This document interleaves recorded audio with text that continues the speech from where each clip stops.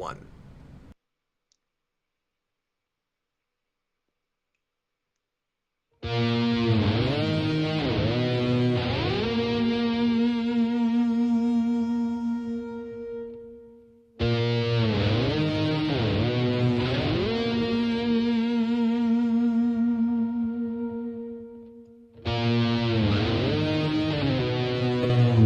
Hello everyone, welcome back to the Captain Logan Show. It is I, Captain Logan, and joining me as always is my wonderful chat moderator and producer, DJ Martinez. Good evening, DJ. Good evening to the Captain and the Freddy. And we've got my wonderful son, Freddy, this evening as well. Been a while since he's been on a show, and he's going to come hang out with us for at least a while. How's it going, Freddy? Pretty good. Are you excited to be here? Yeah. Are you nervous? No. No, he's not nervous. Tonight we're going to have a regular Ask Me Anything show. Anytime during the program you can put in a question and I will do my level best to answer it for you. As many as we can get to. You can leave a question pre-written. Make sure it's hashtag at DJ Martinez or the Welder or whatever else you want to call DJ. He'll answer to anything and he'll know that that's meant for the show. You can also leave a super chat in any dollar amount and that will guarantee that your question, comment, complaint, concern, brilliant notion is discussed here on the air. We're going to start off tonight talking about the new Jurassic World Dominion trailer, or as I like to call it, Jurassic House 2. And I don't think they're actually going to be in a house, but given tonally what that thing already looks like from the trailer, I really do think it's going to be straight up Jurassic House 2. And I'm unabashedly excited about that. So anyway, we'll talk about that as our lead-in topic tonight. But tonight's questions don't have to be only Jurassic Park related. And I don't know that we could get an entire 2-hour program out of just Jurassic Park stuff. Especially considering it's been a while since I've read the book, which is, you know, where the best material comes from with Jurassic Park. But anyway, we'll talk about whatever kind of stuff you guys want to related to pop culture and otherwise within reason. Real quick, later on tonight, we're going to be doing Captain Logan After Dark over on Patreon. That is our uncensored Patreon-only show where we'll talk about anything and everything under the sun, and any crazy nutso thing can happen on that show. It's going to be me and Brandon and what's up? And DJ on that show. What's up? There's a comment saying, "Hey Freddy, what's your favorite superhero movie?" Oh, well, we'll get to questions here in just a minute. Already taking my job. Okay. Go for it. Yeah, people are already asking you questions, and we'll let you answer them in just a second. So we are going to do our lead-in topic, but because Freddy found a question he wanted to answer, we'll let him answer first so that he doesn't get obscenely bored. Anyway, After Dark is tonight, so come hang out with us for that if you are so inclined. So... Freddy, DJ, I don't even think you're going to have to work tonight. I think it's just going to be Freddy answering questions. I'll just sit here and coast till after dark. That's cool. Yeah, Freddy's already getting quite a few questions. Guys, Freddy is, just in case you're curious, spelled with a Y and not an I-E. Yeah, who was that from, Freddy? That's Blue Dragon 5. Blue Dragon. Blue Dragon 5 wants to know what is Freddy's favorite superhero movie. Everybody, thanks so much for being here. Thanks for watching this evening. Thanks for watching after the fact if you're doing that. Freddy, what is your favorite superhero movie? Probably Superman. The 78 movie? The original Superman? Mm-hmm. That's a great movie. What do you like about Superman? Well, he flies a lot. I like flying. Did you believe that a man can fly when you watched that movie? I don't know why he's called the Man of Steel. It's because he's very strong and difficult to bend or hurt or break. Yeah, he's always stealing stuff too. The man of theft. Senior Nerd says Freddy has grown. Yeah, it's been a while since he's been on here. In fact, when he sat down, because I mean, it's been at least 6 months or longer since I've had Freddy, I think, on any kind of stream. Occasionally, we've done game streams together. And by the way, Freddy's favorite thing is video games, if you want to engage him on that. And feel free to ask questions specifically for Freddy tonight while he's here. But Freddy sat down just before we started the show and looked at himself on camera, and he went, I look a lot different from the last time I was on any videos, Dad. I like the idea. I'm just gonna have this in my head canon that you don't own any mirrors in your house, and the only time he sees himself is when he looks at the webcam. Yeah, I don't understand that either. It's like you didn't think to look at yourself when you were, brushing your teeth. And Freddy, a lot of people are agreeing with you on Superman. Yeah. Superman is a lot of other people's favorite superhero movie, or one of their favorites. It's up there. Jedi Knight, so we're getting Cowboys versus Dinosaurs. Valley of the Guanji intensifies. Yeah, we'll go ahead and get into that. So let's go ahead and just talk a little bit Wow, about... I was not expecting a Valley of Guanji reference. It's amazing. I don't even know what that is. Help me out. That is an old monster movie that Ray Harryhausen did the effects for.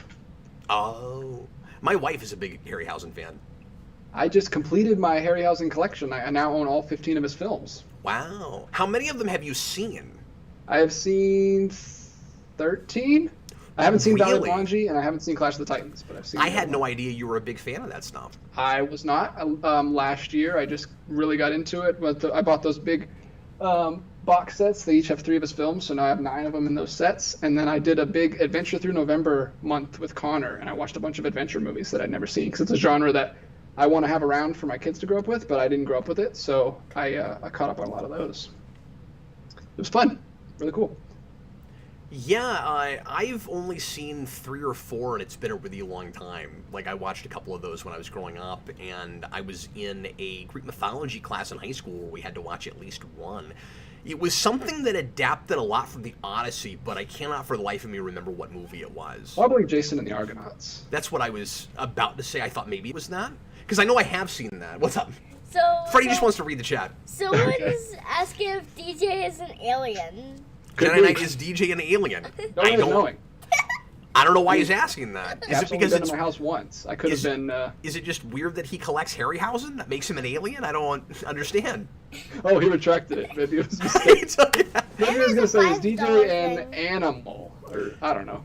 What So else could he- I feel the Right. need to, and maybe I shouldn't say this because this could open a can of worms, but I just want to say that very often my favorite comments end up being the ones that a person puts in, thinks better of, is really terrified maybe that they're going to offend us or someone else, and then retracts it.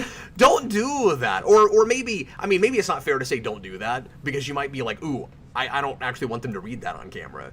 But I don't know. Maybe like read over your thing before you send it because I will see it, and if it's great, I will read it. Oh, he's saying I sound like an alien tonight. Oh, I see what you're saying. It might be because I'm not wearing headphones right now, and that Oh, there's okay. some echoing. Let me see if I can fix that. It's so weird that sometimes that's not a problem and sometimes it is. It's really strange, yeah. I mean, I can turn you down slightly and turn down my audio slightly. I'll put in headphones, guys, in a little bit. Actually, if you guys will give me just a second, I hate to do this in the middle of everything. Freddie, we're going to give you headphones, and we're just going to switch things over real quick. Okay. I could have done that in the first place, but I just didn't think it was going to be necessary. Because like you said, sometimes it is and sometimes it's not. This is just one of those nights, DJ. Wait. So I One just of those. said. I'll just continue to talk with my alien voice until it is corrected. You know, maybe you sound better that way. I don't know. Jedi Knight Captain Logan called me out. I mean, I enjoyed it. Okay, DJ, give me just a second because I'm not going to be able to hear you for just a minute. Sure thing.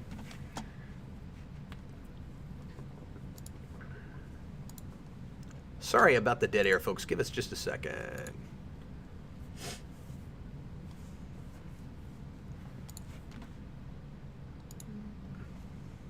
It just takes a minute to get all this reset. We're going to talk about the Jurassic World trailer in just a minute. Captain Logan or Lego Batman?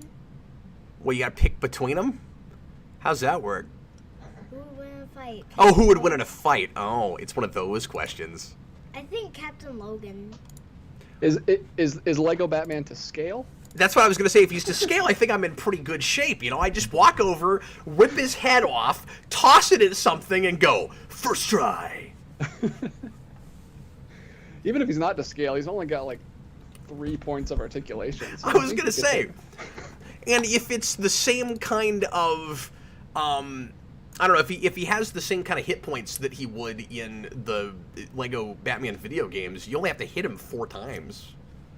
Of course, then he just immediately respawns. Yeah, But it's a nightmare. all right, Freddy, let's talk a little bit about the Jurassic World Dominion trailer. You just watched it. What did you think of that trailer? It was pretty cool, but scary. Now, you think the dinosaurs are scary? Mm-hmm. That's good. It's been a while since that was the case, I think. I was going to say, like, it seems like we sort of go for that, but not really. You know what I mean? It's like we're... Oh, with the Wile E. Coyote scene in the cage in Jurassic House, where it's like... But I think even before that, it's this kind of faux horror thing of, we know nobody actually finds this scary, but we're playing at being, you know, kind of horror. And I think a lot of straight up horror does that too, honestly. Yeah, it's more like, I think since 3 does it. But I don't think they're trying to scare you. I think you're just watching people scared in the movie running from dinosaurs. It doesn't really do like any atmospheric stuff. Like 3 does that with like the birdcage scene, the pterodactyls. Like that creeped me out as a kid. Yeah, and 2 does a fair amount of that too. Wait. There's some truly intense stuff in that movie relatively, wouldn't you say? Like, especially with, I mean, I don't know how well you remember Lost World. Oh yeah, with the RV scene? Yeah, that's what I was just about to say. The RV scene is awesome. Okay, so Freddy, there's gonna be comments, and we're gonna have to talk without him. chats. Yeah, thank you. There are a couple of super He is chats. gunning for my job, man. He's on it.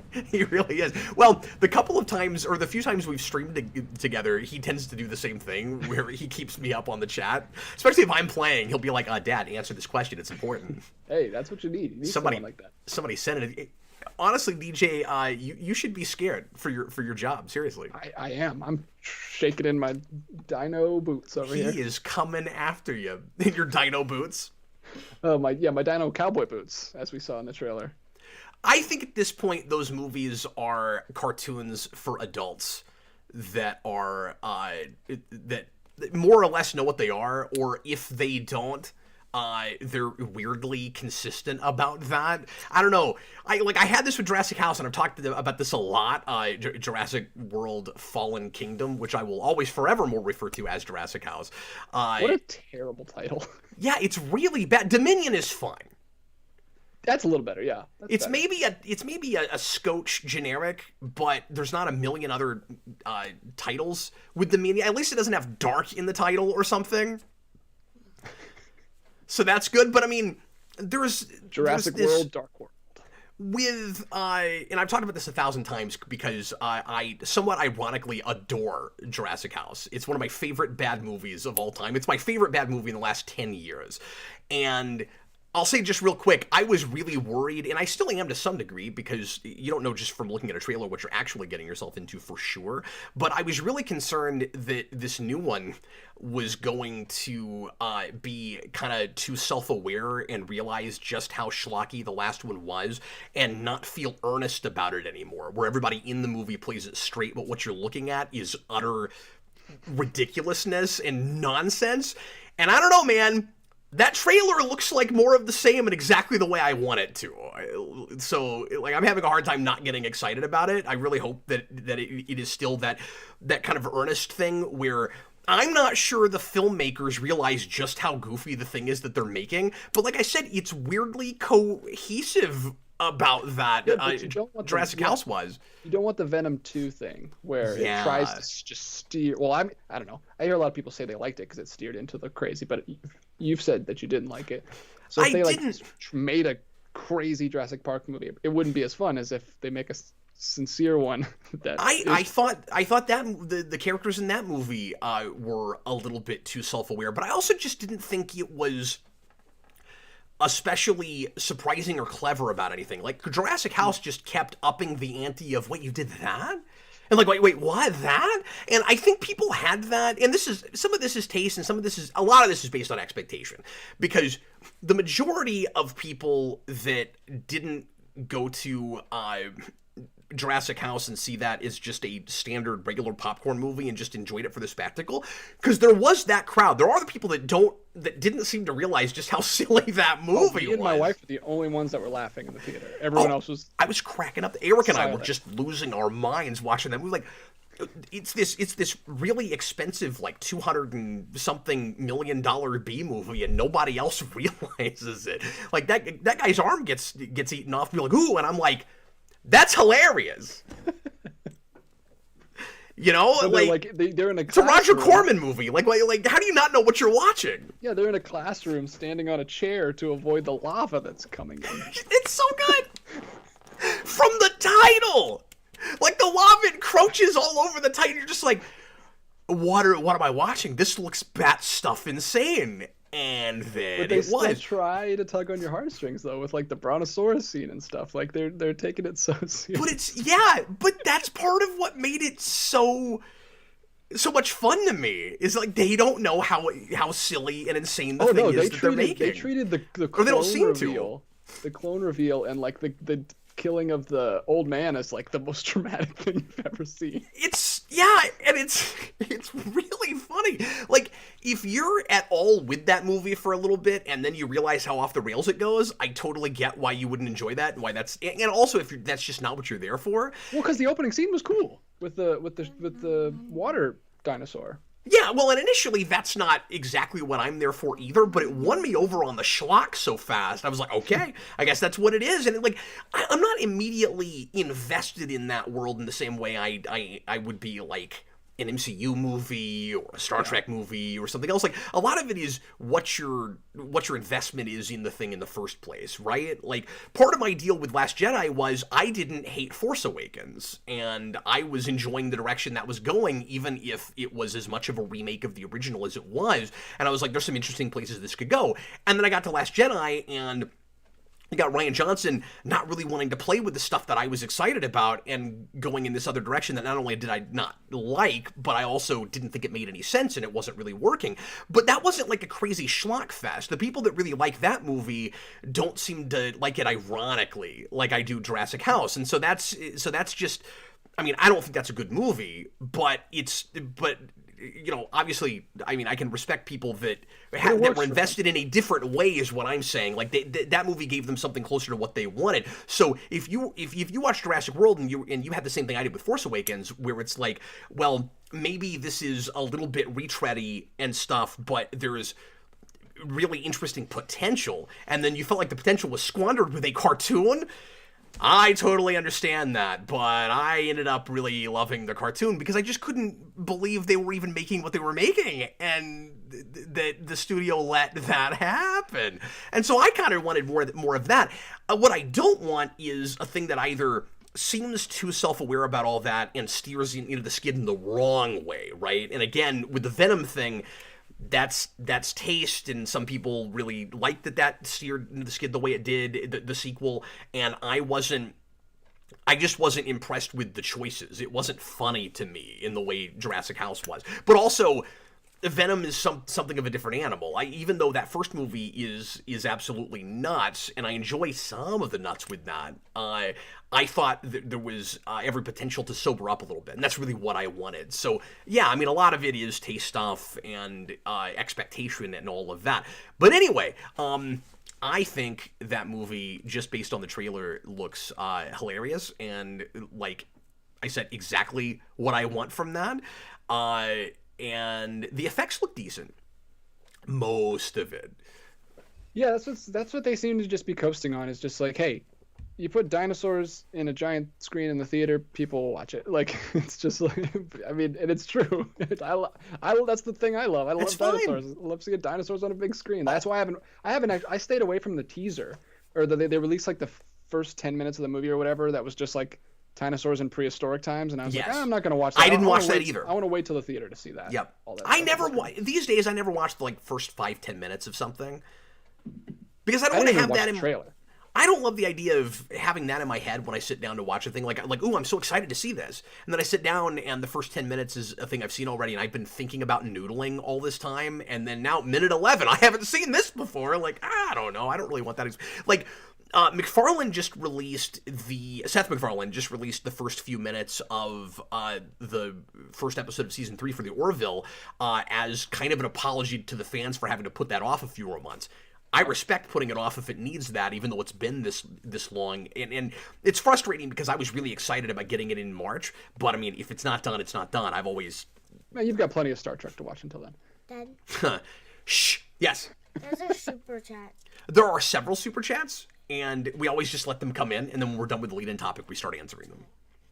Freddy doesn't actually watch this show. he's just But here he knows how to hanging do out. it better. Yeah, I think he might be onto something here, just answering them as they come Wait, up. Freddie, you're saying we should answer the questions that are coming in? No. And not make people wait 45 minutes? What a wild notion. But then we couldn't run with our bit that we always do, where we have no idea what they're talking about anymore. I think some people like to basically be the Riddler and just leave questions out of with only the context of whatever we were talking about at the time, so that later we can try to unwrap that and figure out what it is they're talking about. Yeah, we'll do a riddle show when the Batman comes out. Oh no, I'm terrible at those. Your riddles are going to need to be the easiest riddles ever. But anyway, so Freddy, you don't really remember the last Jurassic World movie, right? No. Freddy doesn't want to talk to us. Oh, He just wants to read the comments. Yeah, what's up? Rainbow Nightmare said the prologue that was released has been cut from the film, he heard. Oh, well then maybe we should watch. I think maybe I will watch.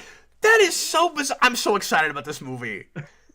They are making history here, DJ. They go, it's not even like little bits in a trailer that they're just not going to put in the movie. It's, you guys, here's the first 10 minutes of the film. Psych. That makes no sense, because that's the most special effects shots in the whole movie, because it's all dinosaurs in the past. Like, why would you cut that? You spend so much money on it. Maybe they're thinking, it didn't really fit in the movie that well, and everybody's seen it.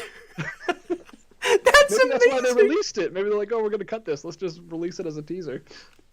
So I'm sure one thing folks are going to be a little bit concerned about, or excited about, depending on what camp you're in with the whole nostalgia thing, is too many callbacks, too much retread, saying, the same things. Bless you. Bless you again. Saying the same things that you've said before, and quoting things just for audience reaction and all of that. There's already one of those in the trailer. Where you've got, I think it's Grant. It's Ian Malcolm and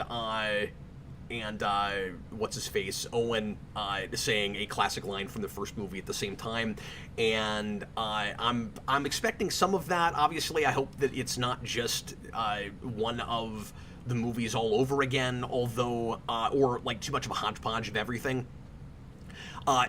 Given that it's what you always kind of wanted to see after the first Jurassic World, where it's literally Jurassic World. It's dinosaurs all over the world, and we've got to figure out how to cohabitate with them somehow. You've got some fun stuff with Owen, like riding his motorcycle in Europe, and I can't tell what country just looking at the trailer, but that stuff looks fun, and it looks like there might be some kind of, dinosaurs jumping on roofs and stuff. The dinosaurs, they're flying on rooftops! I'm really excited about all of that stuff. Of course. I don't see how, story-wise, it could just be too much of a repeat of anything we've had in the past. And the second movie did have some of that syndrome with Lost World again, where it was like some shady group company comes in and takes dinosaurs off the island and are trying to sell them to someone, and all of that stuff. And we've got dinosaurs on the mainland again. Now it's all dinosaurs on the mainland. So I don't see how it's not going to be Jurassic Park 3 again. The premise is completely dead. Like, there's no way. Yeah. Well, I'm expecting a lot of scenes like that opening scene in Lost World, where it's like the little girl on the beach, and then all the dinosaurs come and attack them. Like, I'm expecting that just like a bunch of times, like a montage of a bunch of people getting attacked by dinosaurs. That's fine. That sounds like fun. Like, I don't have real super high expectations for a movie like this, because Jurassic Park is so played out. Jurassic Park was played out after the first movie. Like, it's really difficult to do. Like, all I ever wanted was a real working theme park.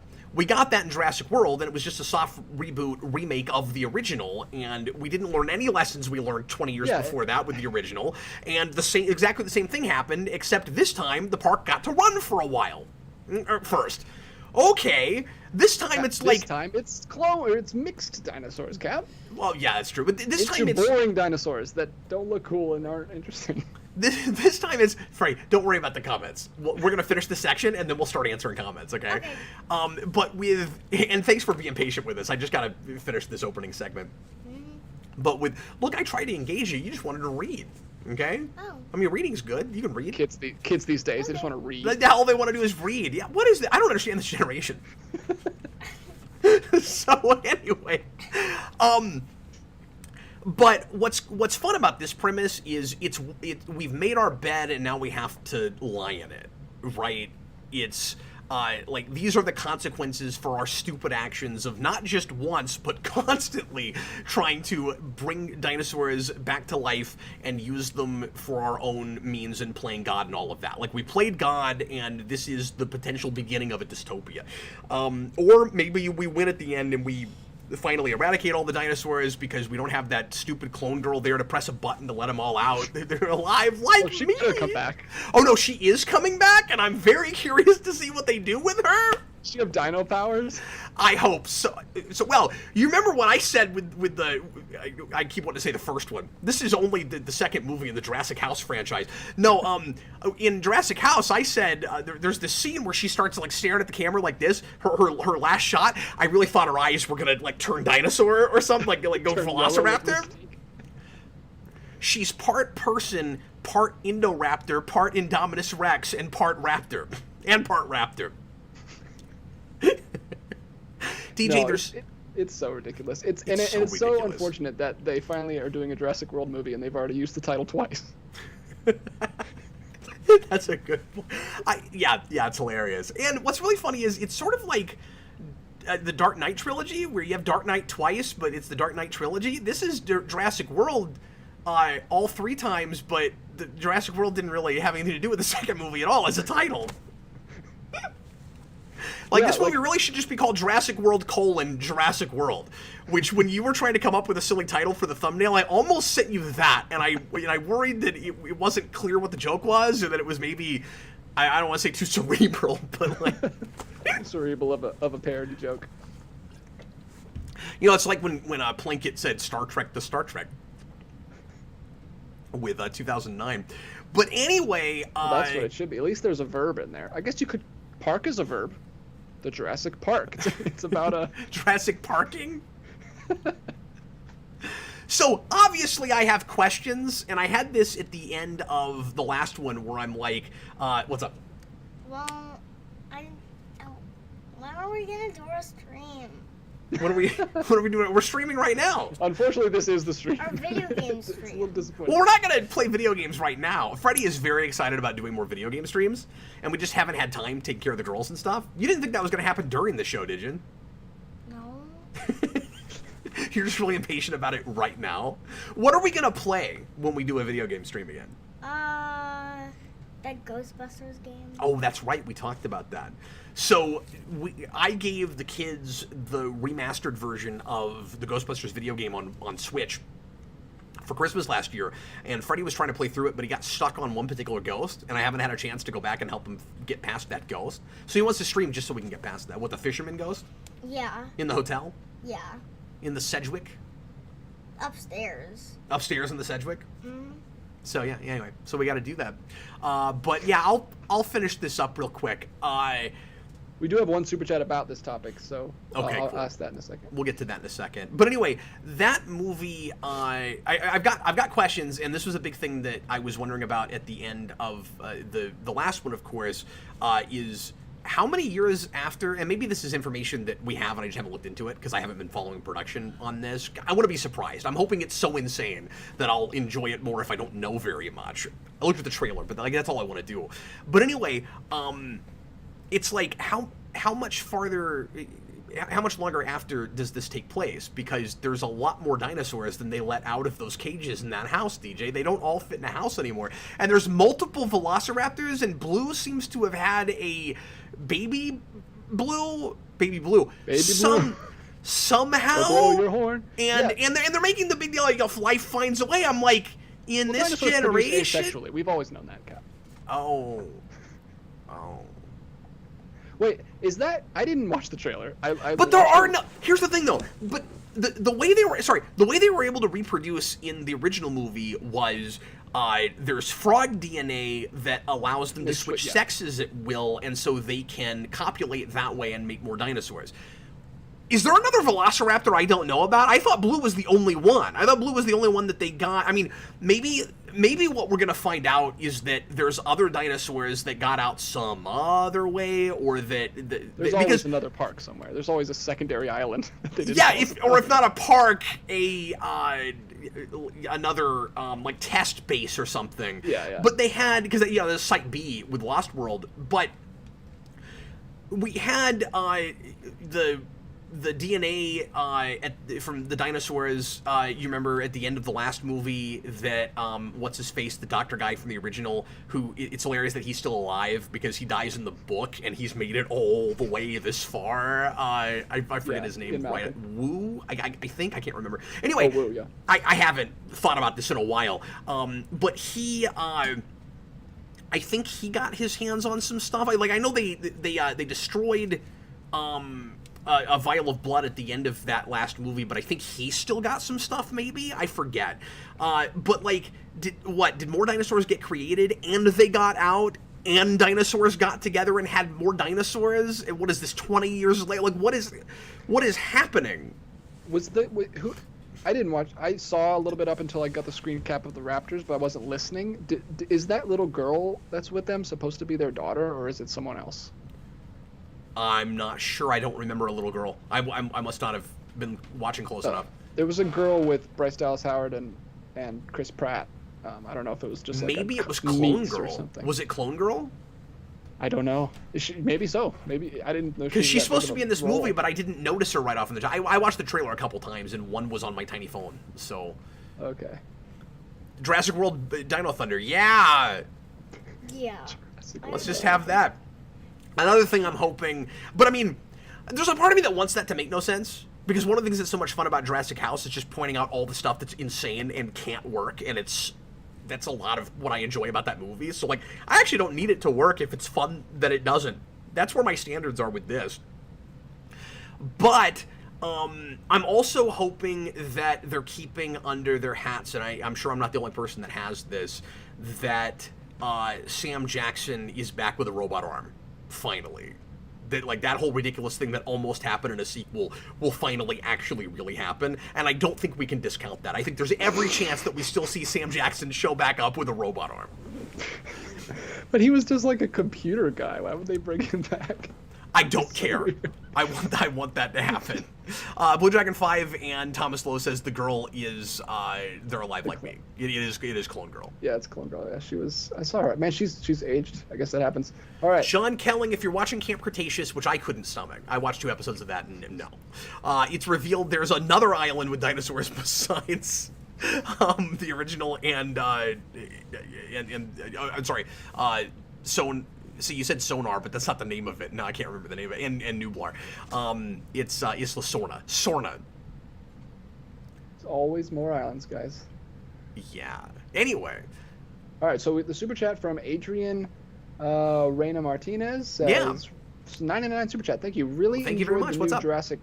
Really enjoyed the new trailer. Was nice to see the old cast again. But my question, what would you pluck from 80s Avengers comics? Oh, sorry, it went a different direction. Oh, this doesn't have anything to do with this topic. Okay. Avengers comics and put in the movies similarly to a White Vision. Oh, man, I would have to really rack my brain a little bit to come up with something that they haven't already sort of borrowed. And took a turn. And I don't know 80s Avengers super well. I mean, like, the stuff I know is kind of the stuff everybody knows. I haven't actually sat down. I'm not an Avengers guy, and I haven't actually sat down and read very much from that period at all. So, you might have stumped me with that. I don't know that I'm going to come up with a real great answer for you. Wonder Man was on. That would be cool to get a Wonder Man. Well, and I think there's been talk about Wonder Man. Like, he's supposed to show up someplace, I think. Oh, sweet. Also, Beast was on the Avengers, and that would be cool. What I was going to say was X-Men stuff. Yeah. Yeah. I'd really like to see, eventually AVX would be wonderful. But, well, I say would be wonderful. It seems like you have to have, like, 50 years of history before it even makes sense to do AVX, but, like, you know, you got to really establish your Cyclops and your Captain America before you can have AVX, really. Yeah, but we don't know how to establish a Cyclops. I mean, we've tried 5 times. You're saying it just can't be done? It can't be done. Hey, DJ. Yeah. What's your favorite superhero villain? Oh, my goodness. My favorite superhero villain. Is that a super chat? Where's my $5? Oh, man. Put me on the spot. No. Well, Spider-Man's my favorite superhero, so I guess I don't know. Favorite super villain. I guess, Is it Dan's? I wasn't prepared to answer. Are you the giant Green Goblin guy that Dan is? I'm not a big Green Goblin guy. But I'm not a big Spider-Man like arch nemesis guy. Like I like kind of the. I mean, I grew up with the '90s show, so I'm like a super villain of the week kind of guy with Spider-Man, I guess. But I always like Lizard. We've talked about this before. I like Lizard because I like dual identity characters, and I like his connection with Spider-Man and stuff. What about Kingpin? Kingpin is cool. Given that you're a big '90s guy, I mean, like honestly, Kingpin is Spider-Man's arch nemesis in that show. I don't think anybody can argue with that. No, he is, and he's pretty cool in the Ultimate run, with that whole Enforcers arc. I really like him there. And that's true. Daredevil stuff too. Well, that's because Bendis is really good with Kingpin, whatever iteration he's working on, and that was sort of a like slightly, I don't even want to say watered down, but a little bit lighter version of maybe the same Kingpin he was doing with his Daredevil. Like he writes Kingpin kind of similarly both ways, but it's in a different continuity. Yeah. That's cool. I mean, also, DJ, I'm sure we've talked about this a little bit, but like, do you consider yourself a Venom guy, or is Venom like just okay? I loved Venom as a kid because just aesthetically he's super cool, and I actually like a more like crazy looking Venom. I know you like more just like the body, like the McFarlane kind of. Oh, you like the back that goes up 19 inches and then his head is way down here? I like Clayton Crane Venom. I like Ultimate Venom, where he's just kind of like even Ultimate Venom is even more amorphous, and he's just kind of like got stuff going everywhere, and he doesn't have a spider. But yeah, I like Clayton Crane's Carnage, because that's what Carnage should look like. Yeah, I like symbiotes, but I like symbiotes. Don't really know if I like Venom, because I haven't really read or seen anything that was good with Venom. That's fair. But actually, I read the first like arc or two of the Flash Thompson Venom stuff, and of course that's great. And that's classic at this point. Did you realize that's like a decade old now? Don't tell me that. I bought that like when I was in college. Oh my gosh. Man, all the stuff Bundy's lately comics. that I've been realizing is 10 years old or better. From like 2010, 2011. Like, do you realize this? You might not care about this. This might not mean anything to you. This is one of my favorite bands. REM has been retired for over a decade now. I can't get my mind around that. Well, the Hawkeye run that I read, the Fraction Hawkeye is really Stipe has been done and just touring some for 10 years. 11 yet. That's nuts. Anyway, I'm sorry, what? Things go on. Life goes on. Life finds a way. They're alive. Like me. We need another life quote in this one. Just something ridiculous. Dagan Spear, Cap, have you released your thoughts on the Hawkeye show yet? I've talked about it a tiny bit here and there. I wasn't planning on doing a full review on that. I'm being a lot more selective these days on what shows and movies I respond to in the moment. Part of that is time, part of that is interest. I really liked the Hawkeye show. I didn't feel the need to do a whole full-blown spoiler cast on that, and everybody just bear with me because TV is a lot harder right now, because with a show like that, I mean, I'm watching it very casually if I've got time to watch it at all, and so I can't just sit down after it's over and immediately start talking about it, because I won't be able to talk very coherently, so I need time to rewatch. And I haven't had that lately, taking care of twin girls and stuff. Hey, let's get some stuff for Freddy if we can find it, DJ, because he's been sitting with us for almost 40 minutes and hasn't really got to do too much yet. And I'm sorry about that, Freddy. Yeah, I saw someone ask you a question. Well, lots of people are asking me a question. Have you seen anything about you? Any questions for you yet? I mean, I did see one, closer to the first question. Sure, yeah. Well, DJ's been compiling those. I'm sure he'll find it. I've scrolled back up. Blue Dragon 5 wants to know, Freddy, what makes a good villain? And then you can give maybe like some of your favorites. I don't know how well Freddy can answer that. Freddy, what kinds of things do you like about villains? What are your favorite villains? Well, like, Carnage can, have an axe. Good villain. Good villain thing. Yeah, he's my favorite villain. Freddy is the reason that I bought the Carnage statue that I've got behind us. I don't know if you can see it right now, but... Cap, Freddy, are you a big Sonic fan? I mean, not really. Oh, well, then you might not have interest in You're not a big Sonic fan? Well, I'm not a fan, but I watch it. I like it. Well, I think you just mean Sonic the Hedgehog in general. Like, Yeah. you like Sonic the Hedgehog, right? Mm-hmm. His whole birthday party this last year was nothing but Sonic. Oh, okay. So yeah, if he's I'd not say. a Sonic fan, we suddenly realize I'm going to feel real bad about that. Because all he got for his presents this year was Sonic stuff, which he seemed very excited about at the time. Someone super chatted $15. That is $15 in a different denomination, so it's not actually really $15. But thank you very much for the super chat, and we'll get to that eventually. Freddy, so let's talk about Sonic for just a minute. So Freddy does watch the old 90s cartoon here and there quite a bit, but which is what he was talking about. But Freddy, what games for Sonic have you played? What is your favorite, and which one are you best at? Sonic 2. Sonic 2? Mm-hmm. Is that your favorite? Mm-hmm. What Sonic game did you get for your birthday? Do you remember? Mm-mm. Your granddad got you a game? No. The Ultimate Edition of Sonic Colors? Oh, yeah, Colors. Yeah. Oh. What do you think of that game? It's pretty cool. I don't play it much anymore, though. How far Because did you get in? I don't know. I think I'm stuck somewhere. I don't remember. That happens to me on Sonic games too. And I'm just like, I'm stuck. I don't like games that have to go backwards. I just want to move forward. But somebody asked what you two would like in a like Sonic the Hedgehog theme park attraction. Like what could they do to do a cool theme park?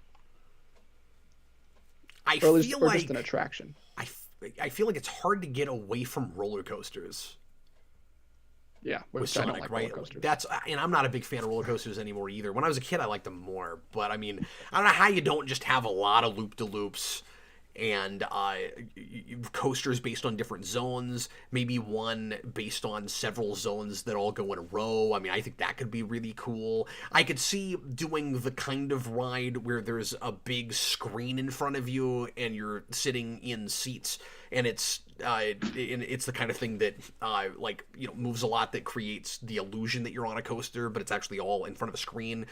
There's a Star Wars attraction like that at Disneyland, which I got motion sick during, and Oh, that's such a bummer because Universal Studios is all those and they're all amazing. Like, the Spider-Man one is I don't so know if I cool. can go on another one, man. That was rough. That would be so. That's what I would want for Sonic because it would be like running you through it like from POV. That would be super cool, and the music would be playing, and that'd be really cool. What I want is blue spheres, but it's just me, and I get to just go around and get the blue spheres. And like you run into one, it goes. Yeah, well, they could do like hologram things where you could just run through them. And then when you get rid of a bunch, they turn into rings, and then you get the rings. It'd be so good. Oh, What's I up? love a video of Cat just running I'll be around in right circles. back. Okay, but you're gonna come back. Yeah. Okay, we'll see you in a little bit. I just need to get a snack. Sure, no problem. So it is 8 o'clock, and if 8 o'clock happens and it's snack time, he's gone. There he goes. What are you gonna have? Some Whoppers. He loves what? That is his favorite candy right now. Whoppers. That's my mom's favorite candy. Oh, interesting. No, I've never nobody. had one. This isn't going to be interesting to anybody else, but a couple weeks ago, I was putting together Freddy's lunch for school. He primarily homeschools, but we sent him to a private school a couple times a week, and we didn't have any cookies or anything in the house. It was like the day before we needed to go to the grocery store. We were out of everything, and he had some like Christmas and some Halloween candy still, and so I just went through that, and I was like, oh, what do we have? And I was like, there's a bag of Whoppers. I don't know if he's gonna like this, so I put in Whoppers and a big Tootsie Roll just to make sure he had something that I knew he liked. Right? He comes back, he goes, Dad, where are there more Whoppers in the house? And I was like, we don't have any more. He was like, no, that's not okay. We have to have more of that. So Sarah goes out the next time she's at the store and she buys. Well, I think Freddy was with her, and he was like, "Where's?" I think he wanted to go with her to find Whoppers, and they found what he was like. I gotta have the Whoppers, and they make these big like Yeah, cardboard. for those of you who don't know, we're talking about the little malt balls, not Burger King Whoppers. He's not throwing down Burger King Whoppers as snacks. Although it's hilarious that his favorite restaurant happens to be Burger King. He's a Whopper man. That's But I okay. digress. Yeah, he could have a Whopper, and then for dessert he could have Whoppers. Whopper with a side of Whoppers. But anyway, that sounds like a heart attack waiting to happen. But anyway, so they make these big cardboard cartons that look like milk cartons. Have you ever seen these of Whoppers? Like you have to open it like a big milk carton. They're cool. So he's You want to got explain those. what a carton is for our Canadian viewers? Oh, right. Well, there you guys probably have bags of Whoppers. Whoppers. We have those too. Because a Whopper is a reasonable thing to put in a bag. Milk is not. Yeah, we're still talking about Whoppers, Freddy. Come here, man. Did you hear him? Because you're still talking about Whoppers? Yeah. What are you eating?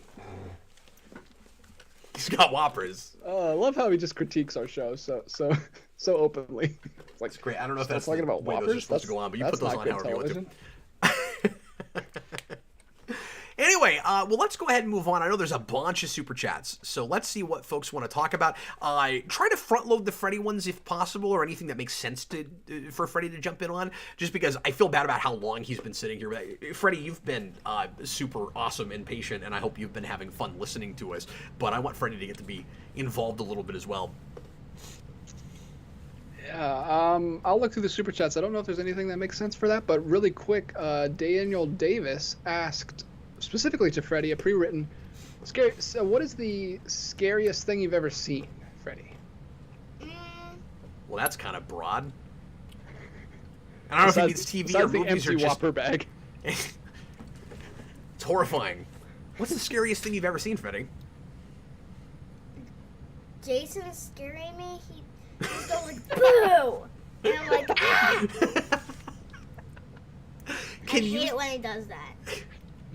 Can you think of a movie or TV show or something that has like really freaked you out, really kind of bothered you?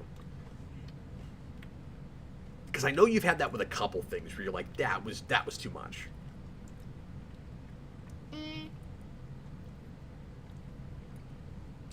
Ghostbusters Afterlife. Oh, I remember that when we were in the theater. That scared my father too. Yeah, well, for different reasons. He wasn't scared of the ghost of Egon. It was the things that were actually supposed to sort of look scary that like any adult would find scary, but I totally get why Freddy found that stuff scary. Yeah, it freaked him out a little bit. I think a lot of that was noise and stuff. Because you don't like loud noises. Yeah. Freddy, what have you and I been going out and doing a little bit lately that's been really fun? We got to go all the way to Lawrence. Huh? When we go see games. What have we gone to see? We've gone to see basketball. Yeah, Freddy watches KU basketball with me, and that's the thing we've been doing together. Is we've gone to a couple games in the last month, and that's been super fun. I just thought of that because that gets really loud, and he doesn't like that part of it. But Freddy is super competitive, and he gets invested in things like that, and he gets competitive for the team he's rooting for. So like he's with everybody else in the in the crowd for KU, just like screaming and freaking out and pass it. I'm with you, Freddy. I don't like loud things. I can't go to concerts or games with like crowds. It's just too much fun. You guys are so boring. I'm so competitive that He doesn't want to go on a roller coaster. Doesn't want. Just don't want to do anything. Hey, I can look at a screen without getting nauseous, sir. I'm so competitive that There's nothing I can do about that. That's not like a. It's like a personal interest. I was born with that. I was born with my stomach turning in knots when I go on roller coasters. Yeah, It makes me yeah, I sick. was. Deal with it. Oh, that. Okay, well, fair enough. All right, the super chats are all kind of directed to you, so I'm just gonna have to jump in. Sure. TH1, if there was an adaptation of your life, what medium and who that works in that medium would you like to work on it? Example: comics, Jack Kirby, book, Stephen King. Okay, I'm sorry. Read that one more time. Give me 5 already. There you go. So Just leave me hanging this whole time. Hanging. What medium would you want an adaptation of your life? Oh, I see. I see. in? I think novel is the way I'd have to go. I mean, partly just because for my own art, that's kind of where I live. That's kind of my medium. Mm-hmm. But I also just don't think my life is interesting enough for the visual medium. At least what's interesting about it is not visual. Exactly. And also you couldn't even do it because way too much of it would be copyrighted and you'd get flagged from 19 different companies. You just couldn't even Yeah. show a lot of my life because it's like, oh, let's do the movie about Captain Logan. I got to put in Spawn Year. Now we got to get Todd McFarlane to sign off on Spawn Year. Have you seen Spawn Year? That's not gonna happen. Or let's deal with how big of a Star Trek fan he is. Paramount doesn't sign off with hardly anybody to use Star Trek iconography. You couldn't do it. Yeah. All right. Thank you, T-Edge1. CM Productions. D'Onofrio says that in his headcanon, Fisk in Hawkeye is trying to recover from losing his power after the blip. Do you think that if this were canon, it would fix your problems with his character? One and then second. he clarifies in a second super I'm chat. trying to listen to this question, Freddy. To add clarification to my last super chat, I just mean in how he's acting kind of recklessly and so out in the open instead of in secret. So, I'm going to answer that. 1 second. What's up, Freddy? So, someone said I thought Cap was asking for a Whopper. Yeah, I can't eat meat anymore, or I can't eat red meat anymore. So yeah, I'm not gonna have one. One of those Whoppers. I would take one. Can I have a Whopper? Oh, when you were asking for Can I have one? I'll go on. Oh no, you don't have to leave. I was kidding. I thought maybe you had another one. It's totally cool. Anyway, He's like, oh, don't worry, I know where they are, Dad. I'll go get you some. so I'll answer this very simply. And spoilers for that show. It's been a few weeks. Yes, Kingpin does show up in that show. And it's D'Onofrio, and it's maybe allegedly, ostensibly the same Kingpin from the Netflix shows. I don't buy it. He's not written the same way. It's D'Onofrio. It feels to me trying really hard to make all that work, and he seems nigh in denial about it. Where he's playing it exactly the way he played it in Daredevil in the Netflix show, but he's wildly written out of character. I mean, like his character is one note, just comic heavy, nothing interesting really there, psychologically or emotionally or anything. And D'Onofrio is trying to bring everything to that character he brought before.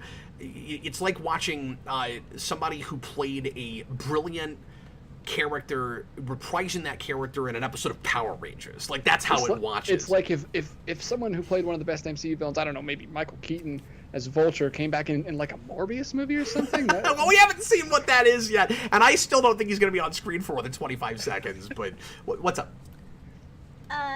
What's your favorite tattoo that you got? Did somebody ask about that? Or are you asking about that? I'm asking about that. Okay, can we do that in just a minute? Uh-huh. Can I finish this question, and then we can totally talk about my tattoos and be all self-indulgent about that again? Because I'm sure that's the main Dragon topic 5 everybody did wants ask. to talk about again is my tattoos. Somebody did ask Freddy's opinion about them. We can totally get to them.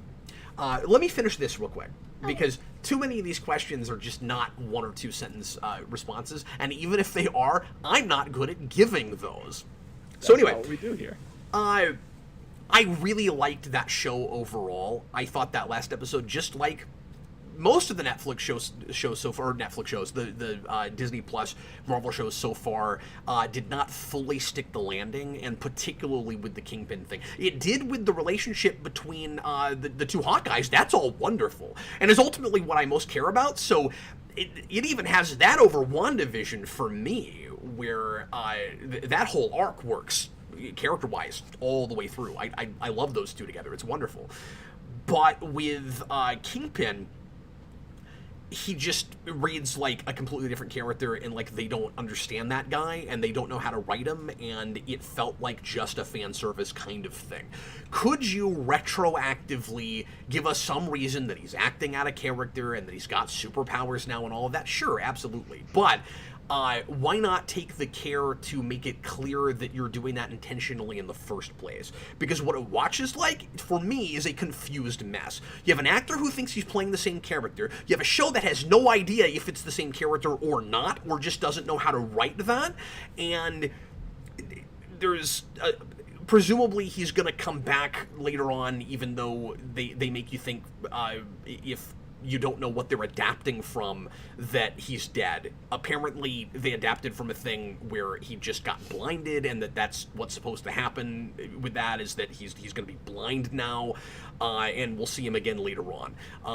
That I can't remember the run, DJ, but that's a whole kind of ironic thing we did for a while with Kingpin, where he's blind like Matt Murdock, and they're going to apparently do that, or at least that's the assumption everybody seems to be making with that. But anyway, just well, from if the fans are heard, assuming it and putting it all over the internet, it will happen. That's what happens these days. Well, sure, yeah, because that's what the fans want, because that's what filmmakers and TV producers are doing now. They've taken that notion too literally. Give the fans what they want, meaning you get too many letters about a thing, about a plot point, and that's what has to happen next in a thing. That's not what we ever meant by that. But anyway, I digress. So yes, you could do that. Maybe that's ultimately what will happen. Why not have a little bit more care with it in the first place? And if you never brought him back, that's a cool story. Like the fact that if he was blipped and he has lost his entire empire because 5 years go by and someone's completely taken over and he has to come back and work his way back up, that's a cool story. I like to see that. Sure. But that's just D'Onofrio coming up with that apparently, and not the writers. It's not on the show. That's never mentioned there. It seems like not just a different character, but it seems like a character with at least somewhat of a different background. Where like there's this female protege he's had all this time apparently that we've never heard of from the Netflix shows, and it just bugs me that between that and what we've been hearing Feige saying, where he's real kind of vague about it, it's impossible to know right now how in canon MCU wants the Netflix shows to be, and I think it will remain that way, DJ. I think they will stay as ambiguous as possible about that, even while bringing back characters and using them, and that is trying to have your cake and eat it too in a way that I don't think works. One or the other. That kind of thing drives me absolutely up the wall. One thing or another. Either totally recast it and have brand new versions of these characters that you start from the ground up, use the same actors, but make it very, very clear that these are somewhat new iterations of it, like the Ghost Rider thing. That's not the best example, but yeah, something like that. And I don't like that option as well as the second option. Or make it totally in canon. But you cannot be ambiguous about it. So that's how I feel about that whole thing. So far. That's definitely the weakest thing about that show. And sure, it's fun to see D'Onofrio again, and he has some kind of zany, fun things to do if I wanted to see that with that character. I don't. With that version of that character. Why not just reinvent him? Why not just bring in a more schlocky comic booky Kingpin? If you're going to do that. Yeah, and like just get a different, like go for the big, huge guy Kingpin again. Like he's a big guy, but he's not like pick up a car. I don't even remember what he does in there. I know he like throws a bunch of stuff and like gets shot with an arrow, but like he's not that Kingpin. He's not like. And I feel like I can easily read between the lines, and maybe I'm wrong, but I feel like I can easily read between the lines when D'Onofrio talks about it and tell that like he hates that he didn't get a season 4 and ever they're giving him and trying to make it sound good for the fans. And he's probably frustrated for the fans that it's not what it was and it's not as good as it was and it's kind of lip service. And he's filling in blanks and trying to make it, sound good. I wish he wouldn't do that because fans leech onto that stuff and decide, somebody involved with the production said it. It must count. That's not how that works, kids. Because wait till that stuff never comes up. And what people will do is you'll get kind of raving fanboys that'll grab onto that kind of thing and they'll go, D'Onofrio said it. It must be true. This is canon now. And they'll swear by it forever until it's contradicted in a show. And then they'll either stop talking about it, or they'll decide that show is awful for not doing it the proper way, like it was, or something. But yeah, I don't know. Yeah, what's up? I want to go. Yeah, I'm sorry, Freddy. People are asking me things that take a little bit to answer. You wanna?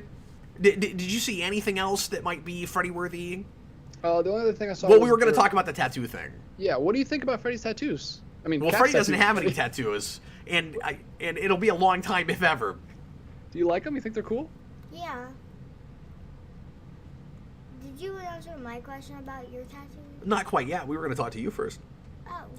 Do you think it's cool, or do you think it's kind of weird, or how did you feel about it when I first started doing it? I mean, it sounded like it would hurt. Don't That's true. tattoos hurt? A little bit. Not unbearably.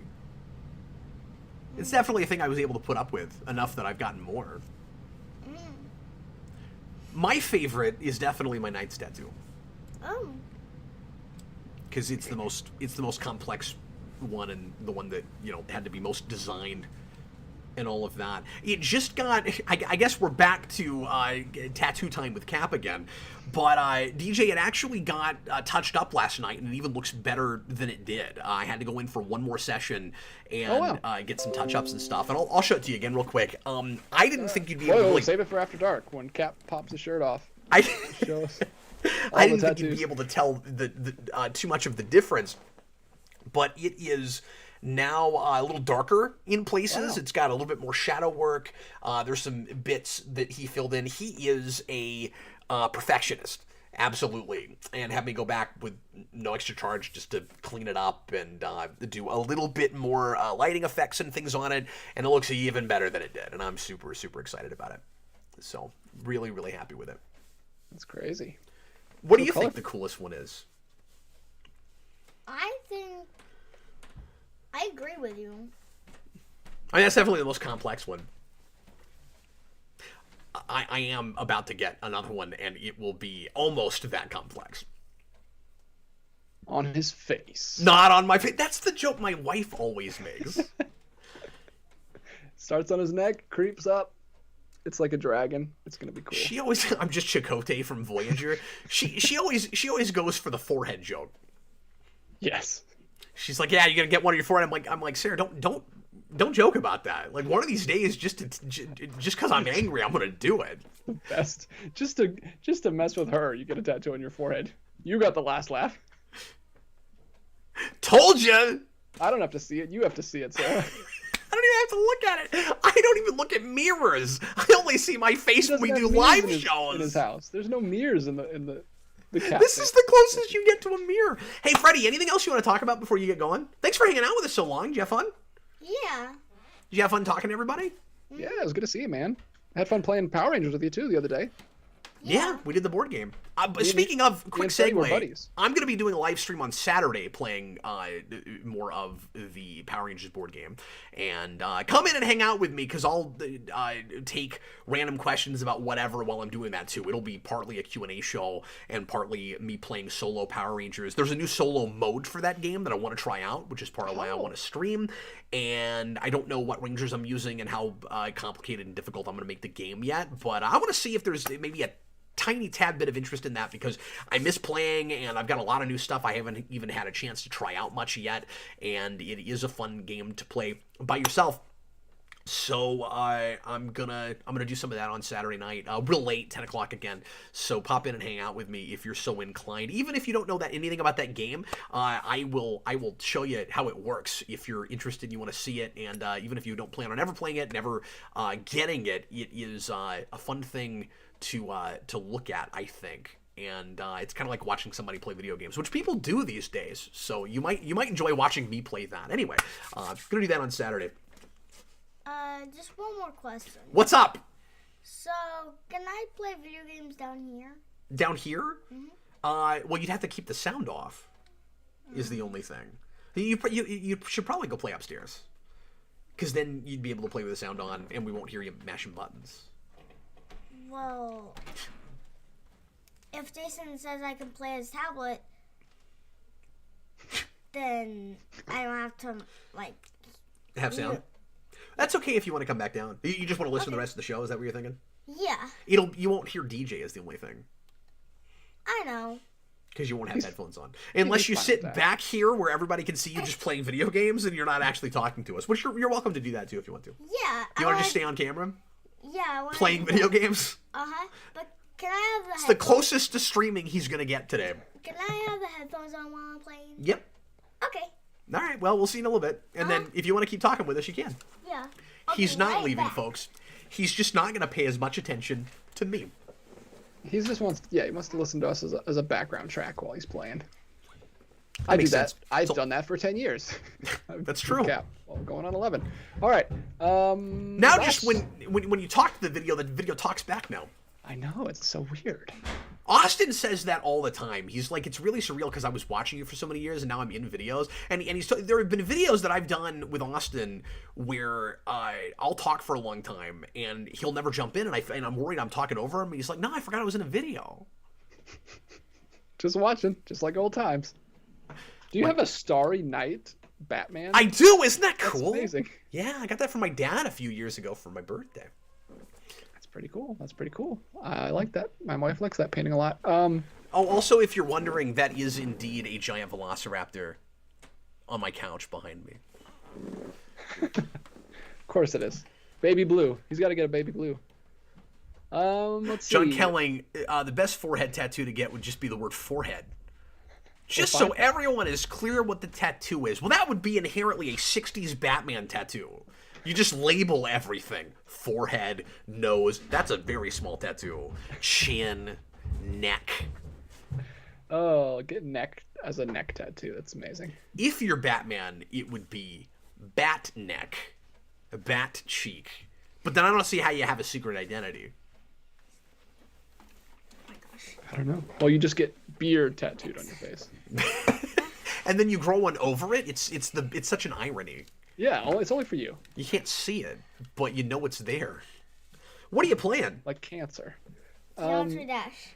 Geometry Dash. Jason's been wanting me to stream this because it's obnoxiously hard, and he thinks it'll just be very, very funny to watch me crash and burn. Cap can't play. Cap is great at math. We all know.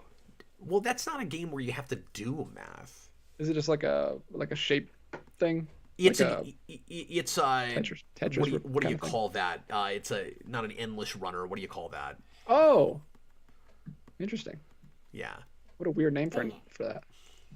It's because it's all like circles and triangles and. Yeah. Makes sense. I guess Shape Dash didn't sound as good. I wouldn't think Geometry Dash would get the kids run into your game though. You wouldn't think so either, but I mean, they're all they do is read now. I know these kids these days. Gosh, no fun at all. I mean, just wait for the sequel, Trigonometry Dash. Oh, Blue Dragon 5, spoiler alert. He says I should play the Tattoo Man in Peacemaker. I didn't know there was a character named Tattoo Man. I haven't watched any of that show yet. Tattoo Man. I haven't either. A couple weeks ago, There's a Tattoo Man in Electra. Or I said that's true, but I don't think he's called Tattoo Man. Timing. I think it's just called Tattoo. Right, but he is a man that happens to have superpowers with tattoo, which is the tattoos weirdest power. Yeah, they're animals that are tattoos that come out of them. You put the tattoo in them. In them. You know what's great about that? It's the same continuity. We finally got inside the same continuity. Well, she'll be in Doctor Strange. Don't worry, Jennifer Garner's coming back. Oh, I'm sure. I mean, all she's doing right now is credit card commercials. I'm sure she's got doing right time. now is like awkward children's movies. She just did a Yes Man family movie version with her family, where they have to do whatever the kids like. They have to say yes to everything the kids say. It's not like a unrelated sequel called No. Yes Man. It's just like the same. It's not called Yes Woman, is it? Because I can't have that. No. But I wouldn't put that past Hollywood. Anyone in Hollywood to do that. Yes Woman. Well, we've got one more super chat, and then we can talk to the live chat a little bit. We've got Thomas Low 86. Oh, I see what he means. Blue Dragon 5 says he's not in Peacemaker, but there's a DC villain called the Tattoo Man. So he meant I could go in the show. Yeah. Peacemaker. And yeah, okay, but I would have the same problem as somebody trying to make a movie of my life. Too much of this is copyrighted. Yeah, you'd have to like slightly tweak the Gold Ranger helmet to make sure it wasn't. Although it looks, you don't want to look any more like a swastika than it already does. Right now, would you stop that? Right now, why'd you have to put a Was that just? Did you think that you'd be less likely to get flagged a video if you said "schwash"? Yeah, if you put it, if you add that, it won't Pick us up in the chat. Yeah. It's like you have to say C virus or you can say COVID all day long, but you can't say the other thing. You can't say Corona and then the word virus. Anyway, so there's only one tattoo at the moment, actually, that you'd have to pay for if you put me in a Warner. Nobody cares about it. If you put me in a Warner Brothers thing, because this is Batman, and this I got because of Gold Ranger, but it's actually just a Japanese kanji, so that's not copyrighted. And then this is my own copyright. And then you'll have to pay me royalties. You got to pay DJ, and then the only company you have to pay is Sega, because that's Knights. And I will reveal this: the next tattoo I'm going to get is Powerpuff Girls tattoo, and Warner's already owns that. So there you go. Oh, all is well. And what is it? What would it pay Sega for any take to pay Sega for any license at this point? Like $7.50. Especially Knights, yeah, that'd be easy. I wouldn't think that would be too expensive. No. No, I probably could have afforded to pay them to get the tattoo. if I had to for some reason. All right, Thomas Lowe, Cap. Hey, you think if I just started wearing muscle shirts, I could get Sega to pay me like advertising a 25-year-old game every show? You'd have to get Sega's Knights tattooed right underneath it so people know what it is. Jason wants me to make this a Sega sleeve. He wants me to keep going with it and do some kind of Virtual Fighter thing. If I ever did that, I want Sarah, but he wants me to do Dural, and I'm like, that would make a cooler tattoo, but like Sarah's my favorite character. And then he really wants me to get the logo from Sonic and Knuckles as a tattoo. Huh? He was actually really upset with me when I got this one because he thought this should have been Sonic and Knuckles. That wouldn't look as good on a shoulder, and he was like, I know, but you need to get it. I think it's funny when Jason you got your kids. Jason is very pro tattoo. Or at least he has deep opinions about which ones I should be getting. I don't know. Moving right along. What else do people want to talk about, DJ? We're already 2 more super chats now. Say again. Just two more? Just 2 more. We're a little over an hour. We will keep going as long as the questions are coming in up to just shy of 2 hours. We are doing After Dark tonight, so we need to finish it. Well, I say that. We're 10 minutes after the show. We started a little bit late tonight, and we need to do After Dark 10, 15 minutes after 9 my time, so I can go another half hour or so this evening. Right. But it seems like we're tracking pretty well for that if we've only got 2 more super chats. Could be even shorter. Let's just see what people want to talk about. Go ahead. Thomas Lowe, Cap, between how Cyclops and his brother are handled in the movies, which is handled better or worse? So overall, I have to say easily it's Havoc, just because he gets stuff to do at all anywhere. Yeah, I like him in. I mean, one of the reasons I don't like Days of Future Past is because we wipe out that whole cast. Like, I like him in the first movie, but he just leaves immediately. And that was a mistake. At least he should have been kept around. Oh, I forgot he even comes back in that horrible train wreck of an apocalypse movie. I was going to say, he does. Like, he's not wiped out, but he doesn't get anything to do. No. They kill him later. Isn't that what happens? He leaves, and then he comes back and dies in Apocalypse. I guess the idea is we've got to wipe the slate clean because those characters aren't around later on. All you have to do is just have them not be involved in superhero stuff. I feel like the X-Men movies is actually a lot easier to write out characters if you wanted to than to be like, we never saw them again, so they better die. Yeah, well, that's what they did in Days of Future Past. He just left for in the military or something. Yeah, why did he have to die? Yeah, let's bring a character that has been gone for an entire movie and 20 years, and let's just kill him, because that will really get the tears rolling. I don't know. Well, he's the only one you left alive, just so you could have a cameo and die in the next one. That's really dumb. Yeah, I mean, I think one good movie and then, 2 bad cameos is not as egregious as, Cyclops was in, 6 movies, and all of them were bad. Kept writing them out over and over again, because I guess having lasers shoot out of your eyes is too powerful, so we gotta keep getting rid of you. Yeah, he's seen the first one a little bit. He's just kind of the Boy Scout no fun guy, and then he's taken out in 2. He dies in 3. He's a joke in Origins, and then the new one in the new trilogy is just nothing. So He's got nothing to do there either, yeah. And like that actor might have been fine, I guess. He seemed real green. Like he could have grown up with it, I guess. Yeah. But like once again, he and Jean were underutilized, and he's a plank of wood, and she's just there to be the Phoenix again. We don't know what to do with Phoenix. We don't know what to do with Jean. We know it's important. It's the only story we seem to be able to remember. Yeah, it's like we don't know what to do with Jean. The only thing Jean can do is Phoenix, but we don't know how to do Phoenix either. Yeah. Poor character. Jean and Cyclops. I mean, all the original 5. I think like Beast and Iceman get some cool things to do, but like everyone else, Angel is ruined. Like, yeah, it's a bummer. But anyway, and Angel shouldn't even be there. That doesn't make any sense. Like, how weird is it that we've got to write out characters by killing them because they don't show up later, and then when we get to Apocalypse, we go, screw it, we'll just use characters. It doesn't even make sense that they're there in that continuity. And I guess it's the same, and I've probably talked about this before. I get fixated on this because it drives me nuts. Where we do, you know what I'm going to say, we do the soft reboot in continuity thing, where we go, like with Star Trek, where we go, and shockingly not with any of the same writers or producers, I don't think, but we go, we're going to reboot in continuity to make the fans happy, but try to bring on board new viewers and make it more accessible to a wider audience. And we're going to have specific reasons that things change, and we've reset the board via time travel. And then after that, we're going to conveniently forget what happened in the timeline that made those changes happen, and now, because it's a reboot, we can do anything we want to, even if it doesn't make sense with the changes we made.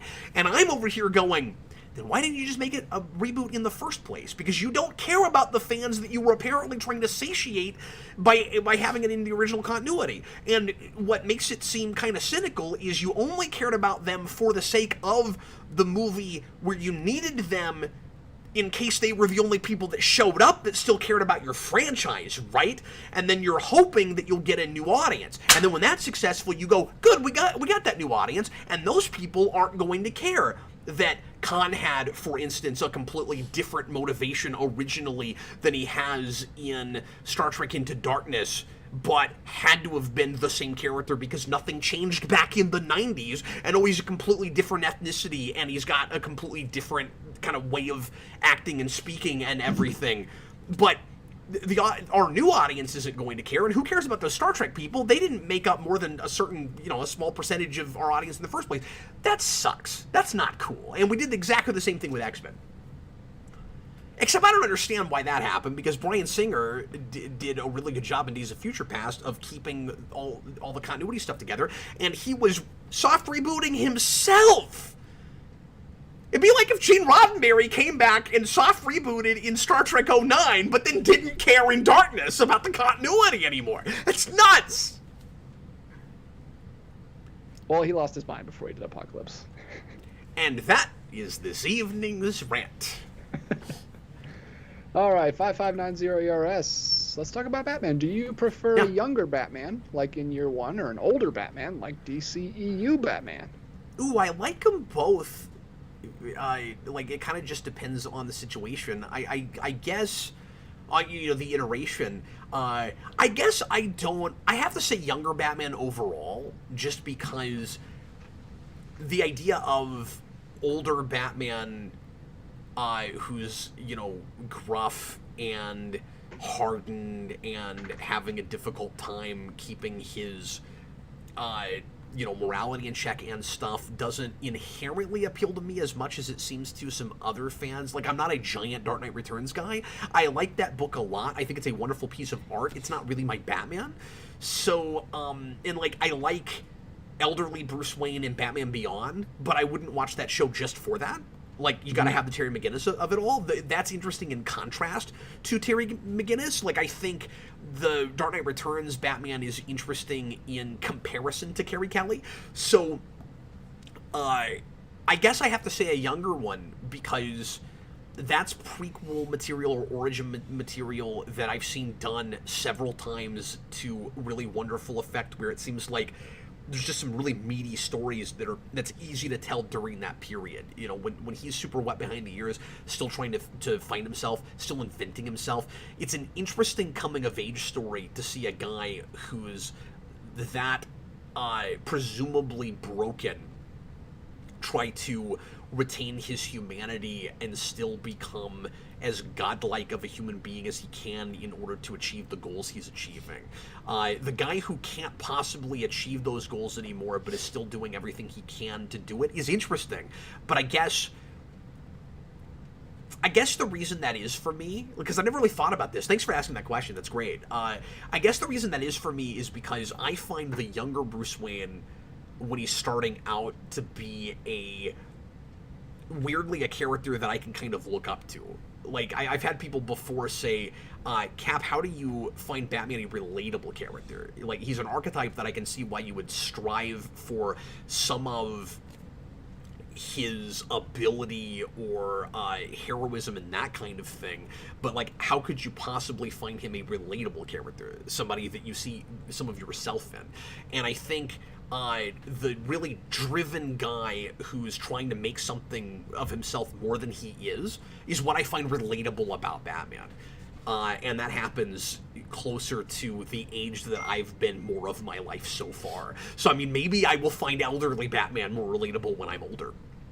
But maybe, I guess that's the reason personally that the Batman Begins of it all is more inherently appealing to me. But I love stories in both of those areas with Batman, certainly. Nice. Great question. I'm going to go back to some pre-writtens, and feel free to drop some stuff in the chat now that I've got some time to answer some questions. Absolutely, yeah. Blue Dragon 5. If Universal contacted you when they were developing the first Jurassic World film in 2015, how would you have approached bringing back the Jurassic Park franchise? Exactly the way they did in premise, except there's two big things I would have done differently. I would have kept as far away from carbon copy, or not, it's not even carbon copy, but so close to a retread of the original just with a working park as possible. I would have tried to go for a very, very different ending. What they did was kind of safe, and I'm sure Universal wouldn't have gone with it. I imagine, I don't know this for sure, but I imagine there's an executive somewhere that has a stipulation that's like, if you're gonna make this movie, in order to appeal to the most possible people, you have to keep it in the same genre it was in. It's got to have horror elements. It's got to be a thrill ride, and it's dinosaurs. You would want the thrill ride thing to some degree, but I don't know if even tonally I would want it to be as much of a thriller as the original was. I would be a lot more interested in exploring that park and the social dynamics of the world around it. But then I don't know if that's a movie anybody else wants to see. You know what I mean? Like, my Jurassic World would be too cerebral for general audiences and would not have made $1 billion. So keep that in mind. Like, if you say, Cap, how would you change Jurassic World but it still makes $1 billion? I don't have that answer. Unless you make it Jurassic House in the first place. But also, so it's like the ending of that movie would not be the park is gone at the end. The park would somehow still be moving at the end of that movie. I think it would be really interesting to have a movie where there's like you could do a lot more interesting, I think, social commentary. Even if, like, the dinosaurs get out, mayhem happens, still have that thriller component, actually. And then you do some social commentary with big corporations sweeping stuff under the rug. We had this big incident, and somehow we made it so that nobody found out about it. And the big reveal, I just had this thought. Tell me what you think about this, DJ. The big reveal at the end is we've had this park running for like 10 years, 15 years, however long it is in that movie. This isn't the first time. This has happened like 5 times. Well, I think that's cool, but I think even another way you could take it is the commentary on, like, the whole, like, professional football or sports in general thing. Like, yeah, we all know it's super dangerous. We all know people are getting brain damage. It's getting worse and worse every year, but we don't care. They still pay. They still want to watch it. I don't care if people are dying from dinosaurs. I want to go see dinosaurs. Like, I think that would be cool. And it's a revenue stream. You have all I these think people you making could do a money. really sinister ending at the end where they Oh, just that's like what- decide to keep the park going. Like, Yeah, and why does it have to be about the military? well, yeah. Anytime Why the is military's that the brought in, you social and I are like, commentary? How does that? Well, but also how does? I'm with you, but also how does? And like, sure, we do a lot of commentary and satire, obviously, about the evils of mega corporations and stuff. Jurassic Park started that way. It's about a business in the first place. Could you do some social commentary about government getting in the middle of that? Yes, absolutely. You make it business and government in bed together, and the reason they've been able to sweep it under the rug so many times is because the government's in on it, right? That's what you do. You don't make it military. You don't military application. What's better than a gun? A dinosaur that you where you point a gun at a person and the dinosaur goes after them. No! Why are we doing that? I realize that was in the sequel, but why are we doing that? Oh, there's all these great military applications. Okay. Let's make some really big ones and ride them. That's better than tanks. I've seen the first Jurassic World since the theater. I honestly completely forgot about that. That's ridiculous. Well, that whole thing is in the second one. Oh, is it? Yeah, but the whole military thing in the first one is D'Onofrio, who's just speaking of D'Onofrio, we wound it back around, who's there to try to get the dinosaurs involved with military application in some way in the first place. It didn't seem as goofy because they didn't talk about specifically how it would work. It was just, oh, if we can control these raptors, there's military application. And I guess I just kind of expect, like popcorn. Are you having a hard time? I guess I just kind of expect popcorn action movies to kind of do stuff like that. So I just hear military application, it goes in one ear out the other. And then I see the sequel and it's like, here's exactly what the application is. Well, that's dumb. Not jumping. Yeah, they're getting too close to the Transformers movies at that point. Super Billy gives us a pre-written. He says he's still mad that Grant and Sadler didn't tie the knot and have kids post the original. The only thing I'm madder about is the existence of yet another bad Jurassic Park sequel. Oh, jumping the gun there. Well, that's fair, and I imagine it will be bad. I just hope it's bad all the way as I want it to be. You don't have to be like me. You don't have to like that last one. I agree with you about they're not getting together, and why do we always do this, DJ? Why do we think this is even with decades later sequels? This is still to this day the standard Hollywood mentality. This is the trope. It's viewers come to see people not getting along and hoping that they'll get together at the end of the day. These people are in their 50s. Like, who's excited about seeing this romance finally coming together now? Any way you slice it, that's going to feel really contrived. There's no reason off-screen that couldn't have happened for the last 25 years. And it's... or longer now, I guess. What was the status quo in 3? Get close to 30 years. Was she in 3? Or was he with someone else in 3? No, he's in 3, and I can't remember if he's married to somebody else or what exactly it is. But yeah, does she show up for a cameo in that movie? I can't remember, but I don't think they're married in that. Yeah, so I mean, that's not this movie then. That was already the case. They weren't together. Yeah, that's fair, but that movie only happens a few years after Jurassic Park, and it's just if you're going to put them both in a movie together, it's kind of weird that they... I mean, I guess you can say, okay, they just haven't seen each other all these years. That's fair. You're right. It's a better complaint if 3 never happened. Yeah. Yeah, that's fair. But what I don't want... 3. They might have been together in 3. I don't know. Okay, but what I don't want... Well, that makes it even worse. Oh, great. It's a divorced couple that we have to see hanging out together again, and maybe they'll get together now. Maybe Riker and Troy will finally get together by Star Trek Insurrection. Who cares? But... why now? Why not before? No good reason. It's just now we decided there's not any good reason we can't do it. So, it's easy. We're taking no risks, and it was risky before, so now we can do it. But with this, I don't want to really spend that whole movie wondering, I don't know, are they going to get together? I don't really care at this point. I don't know. The couple of the ages, Grant and Sadler. Yeah. Will they, won't they? Yeah, well, I never had that with the original either. I was kind of okay with them being, like, sort of platonic. Or are they together? I'm not as upset as Are they Super Bill, pseudo together in that? Yeah, I never thought of them as like a. Yeah, I think they're just like playing with. I think he doesn't want kids, like but then like the whole thing is like taking care of the kids the whole movie. I He's thought like maybe they were finally. dating, but not super serious, because you only really have one scene in line about it. Because isn't there that bit where Ian Malcolm is wanting to make a move on her, and he's like, wait, are you two? And really quickly, if am I remembering this right, does it really quickly, Grant goes, yes, and then it never comes up again? Like, I can't tell if they're actually dating or not. Yeah, Daniel Davis. So I was right about this. Grant isn't married in 3, but Ellie is at the beginning She's and the end. married, And she but is not married to with a kid. him. Okay. Yeah, so they're just sticking with that. So sorry. Well, and if they had, yeah, and if she had a kid with some other guy, it might even actually feel more convoluted if now they're married and we don't know what that whole history was. Or even worse, we have to spend a lot of time telling us what that history was. So no, at this point, that's fine. Yeah. Daniel, they were dating in the book. Yeah, that's right. It's been a while. All right. Still no super chats. I'm gonna do a couple more pre-writtens Sure. here. AMC Comics, what are your opinions on the Ultimate Universe's character designs? For me, they're honestly my favorite looks of most Marvel characters. Thanks. Yeah, thanks. Thank you. Hit and miss. I think a big part of it depends on what you, because that's my Spider-Man. So I know more of those resonate with me than with you. Yeah.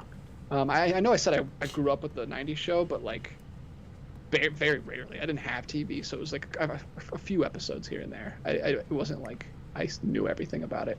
But yeah, like I said, I like that Venom.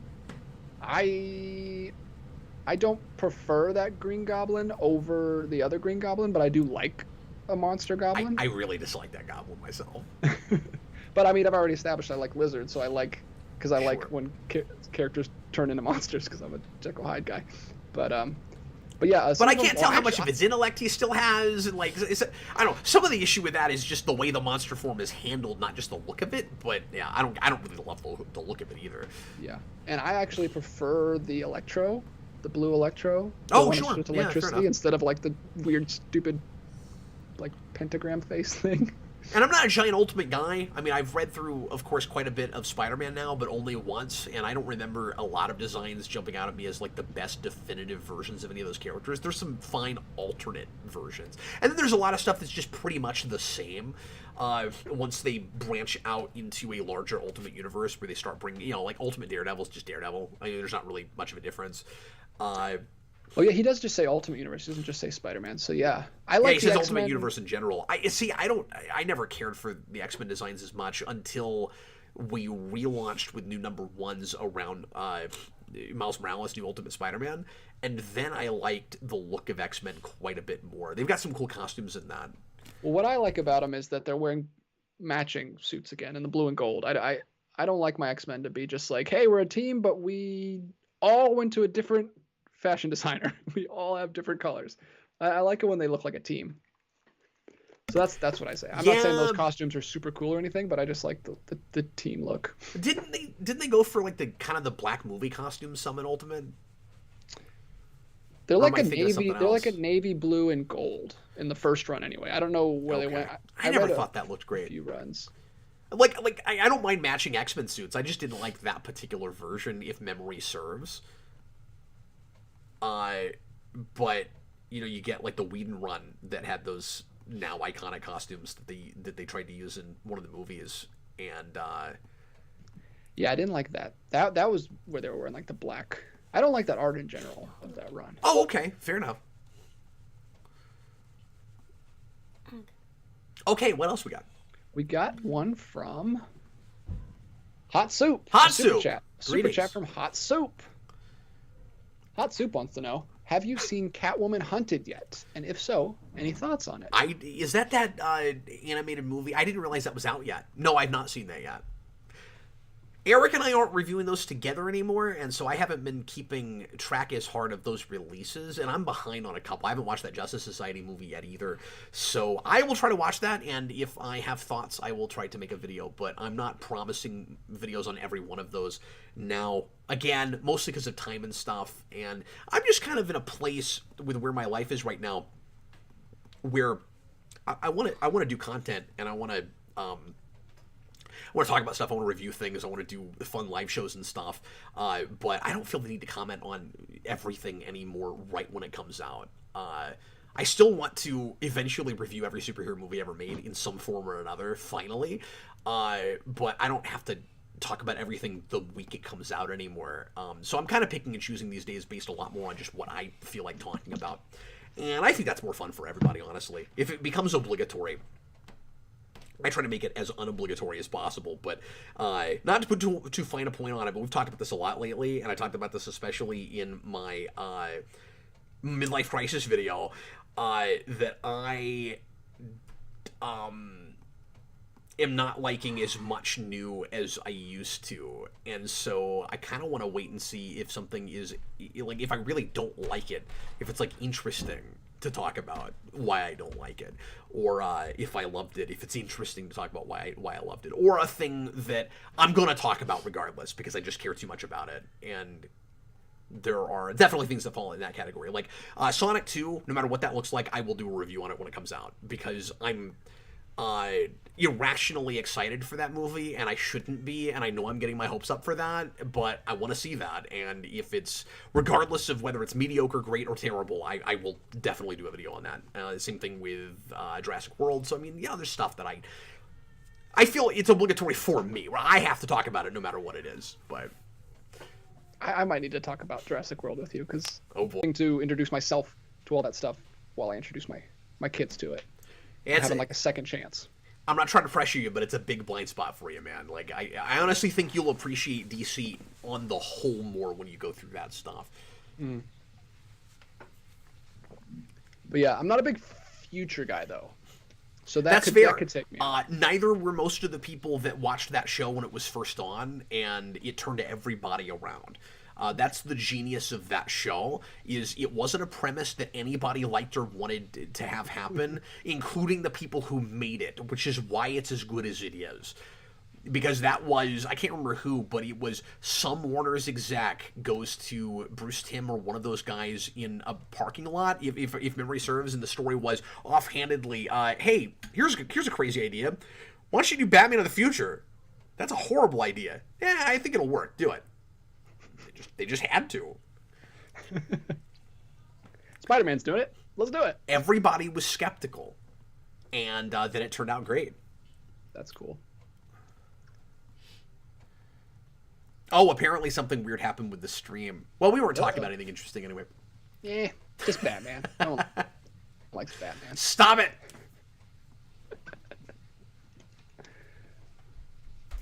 Well, all right. That was a good stream. Anybody else? I really enjoyed it. I don't know about you, DJ, but I always enjoy these. Talking to you. I'm glad we did it. The chat is always fun for me. That's why I show up every week. Well, I'm glad that you do, because otherwise there would be more dead air probably, or even more rambling than there already is, because I would have to like find questions myself. Yeah, I mean, that was the runner-up name for the show after Captain Logan show. It was going to be Rambling and Dead Air, the show. But yeah, it sounds like a thing that could have legs. I mean, all the kids like irony these days, so I think it could work, actually. Well, everybody, thanks a lot for watching. Hope you had a good time. We'll see you again next Thursday night for another one. Tomorrow night, speaking of Batman the Animated Series, just all these amazing segues that happen naturally, DJ. Austin and I are going to be doing... oh, bye, Freddy. Thanks for hanging out, buddy. Yep. Bye, buddy. You can't hear me, but see ya. Almost died, so... That's true. Tomorrow night, I'm doing another...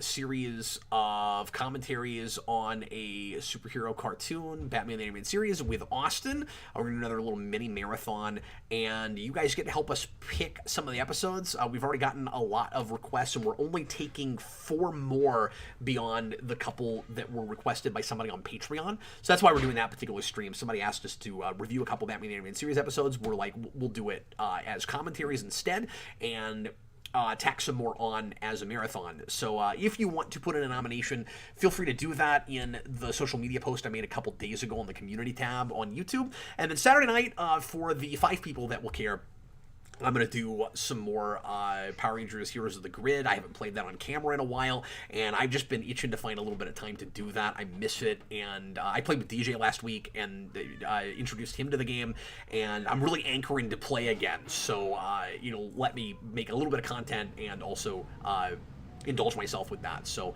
hopefully that'll be fun for the 5 people that show up, and we'll do that on Saturday.